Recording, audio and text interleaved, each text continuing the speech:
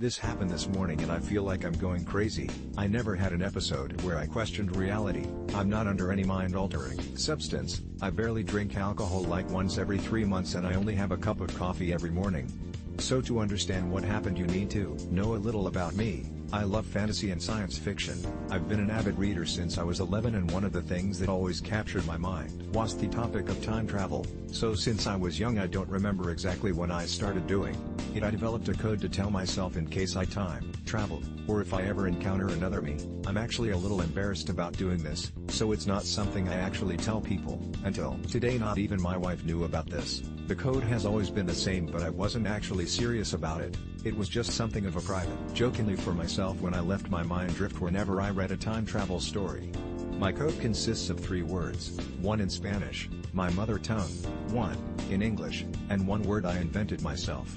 My wife is kind of the opposite. She doesn't dislike fantasy or science fiction but it's not something she really cares about. She can watch a good movie, or read a fantasy book once in a while, but it's not something that defines her.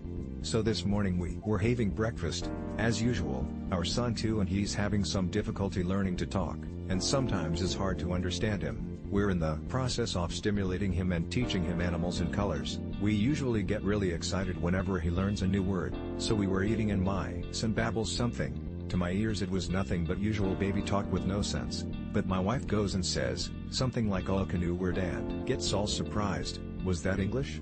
We're Latinos, we speak Spanish, and goes and repeats my actual code in order, first Spanish then English, and then she says I didn't understand the last one and goes to say my actual invented word, like exactly the word. There's no way to mistake it for something else in any other language, something like my username, another invented word. At this point, I'm really freaked out. I'm looking at her paralyzed in fear, and she notices something is wrong. It took me a while to calm myself and explain it all to her.